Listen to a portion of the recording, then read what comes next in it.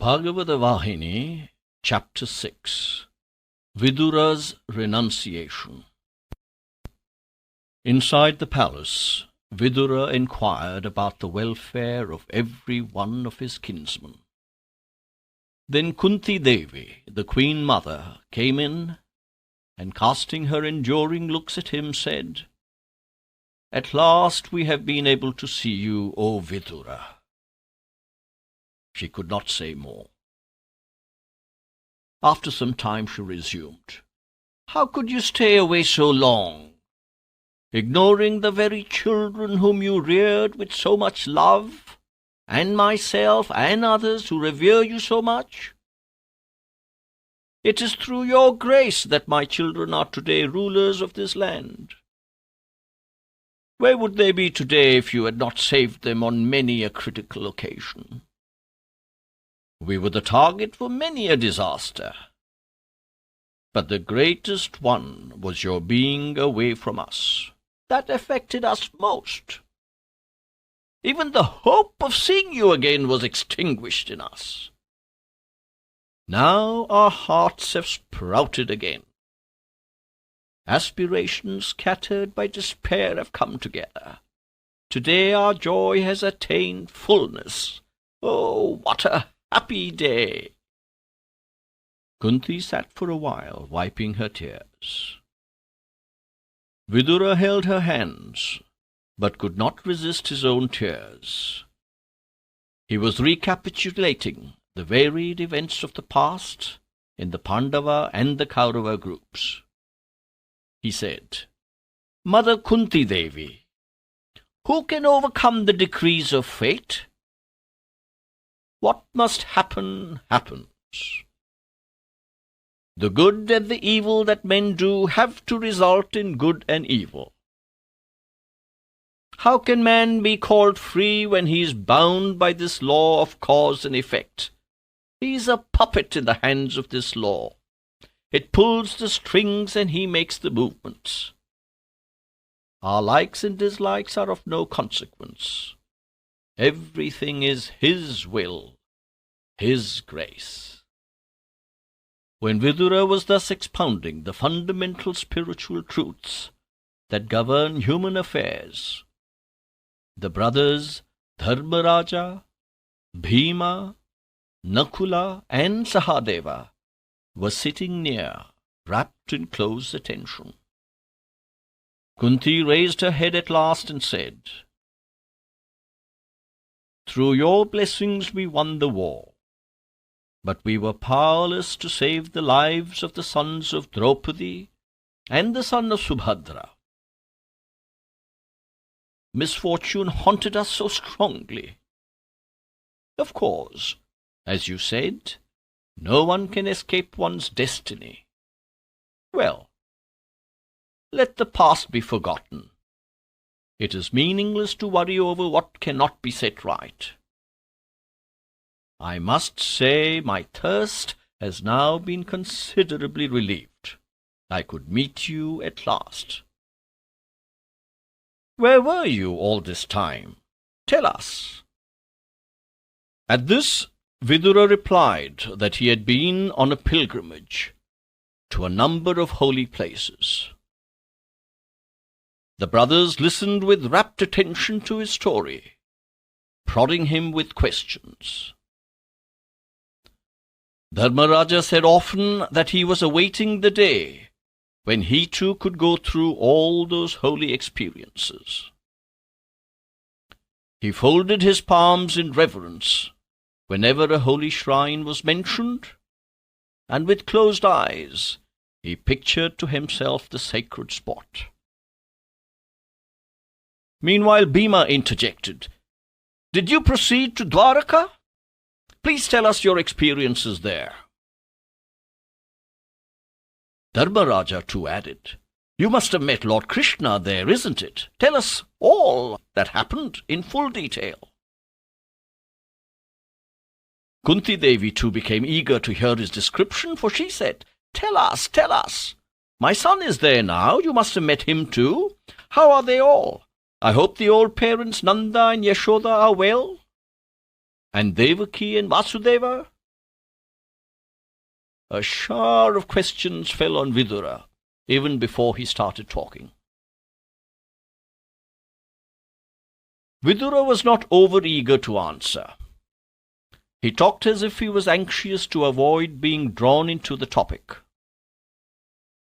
For he had learned from Uddhava, while on the way to Dwaraka, that the Yadava clan had perished, and Krishna had closed his human career. He had no desire to plunge the Pandavas into grief when they were elated at meeting him after a long time. Why should I, who have given them so much joy, be myself the cause for wiping off that joy, he argued. They are sure to know about it from Arjuna, who will be returning from Dwaraka with the sorrowful news. So he swallowed the news that popped up quite often into his mouth. He satisfied himself and them by describing the glory of Krishna. He said, I did not like to visit kith and kin with these ascetic robes on. So I did not meet any of the Yadava leaders or Nanda, Yashoda and others, and kept quiet. He did not dilate further on Dwaraka and his own pilgrimage. I came to you because I heard that you have won the war and are peacefully engaged at last in ruling over the kingdom which was rightfully yours. I felt drawn towards these children, whom I had fostered from a tender age. It was affection towards them that drew me here.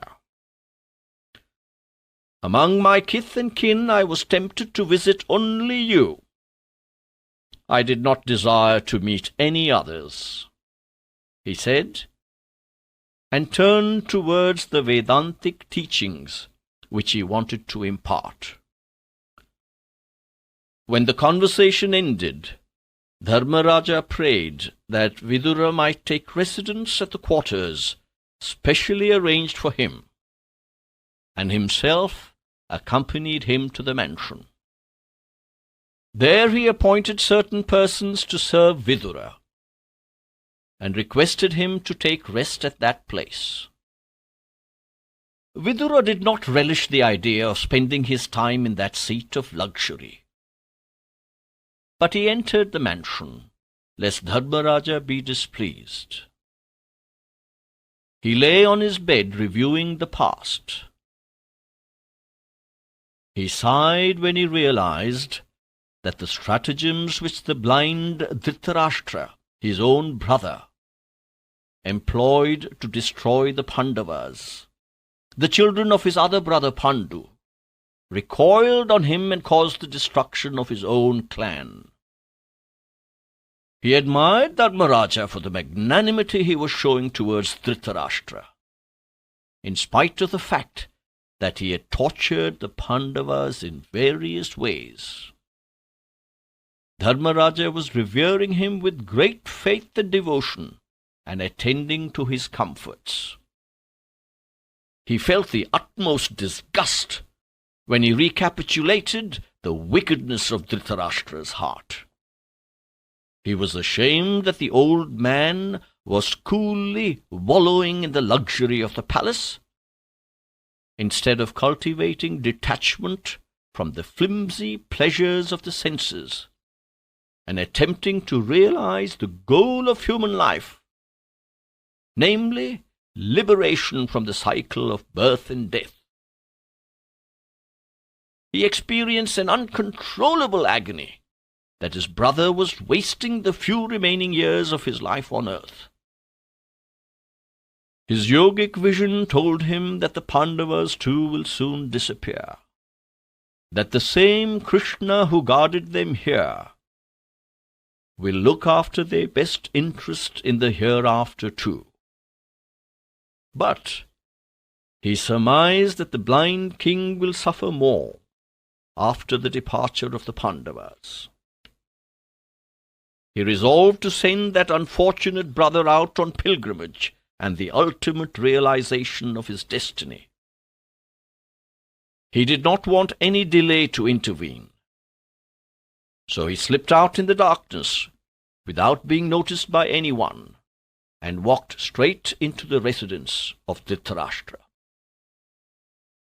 The blind king and his queen Gandhari were of course expecting Vidura to call on them, for they had learnt that he had come to town.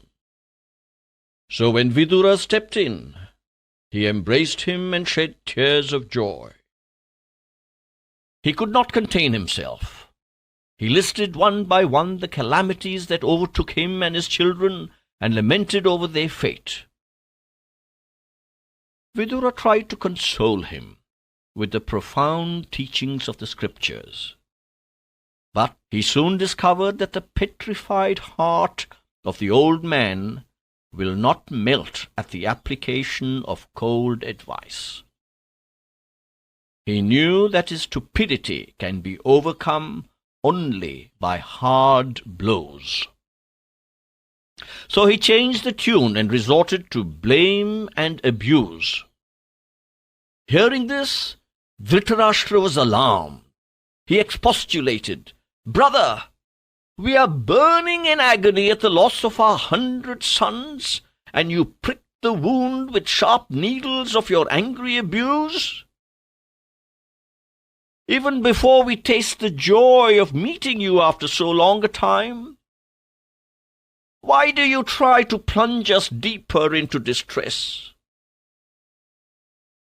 Why should I blame you for hard-heartedness? I'm laughed at by all, blamed by all. I have no right to find fault with you." With head bent and resting on his palms, Dhritarashtra sat in silence. Vidura recognized this as the opportune moment for instilling the lesson of renunciation, which alone could save him from perdition. He knew that his purpose was beyond reproach, for he wanted them to undertake pilgrimage to holy places and fill themselves with sanctity, and meet great and good men, and recognize the Lord within, and thus save themselves. So he decided to use even stronger words, with a view to transforming him and the queen. Though filled with pity at their forlorn condition, Vidura had in mind the dire days when they would need all the courage that jnana alone could give them. So he was determined to prod them into action. He said, "O foolish king, have you no shame? Do you still find joy in earthly pleasures? Of what avail is it if you wallow in the mire until you die? I thought you had enough of it and more. Time is a cobra that lies in wait to sting you to death. You dare hope that you can escape it and live forever? No one, however great, has escaped the sting.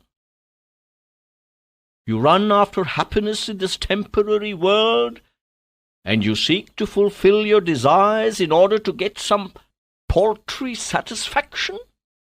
You are wasting precious years. Make your life worthwhile. It is not yet too late to begin the effort. Give up this cage called home. Dismiss from your mind the paltry pleasures of this world. Remember the joy that awaits you, the world that is welcoming you, the end of this journey. Save yourself. Avoid the foolish fate of giving up this life in the agony of separation from kith and kin. Learn to die with the thought of the Lord uppermost in the mind at the moment of departure.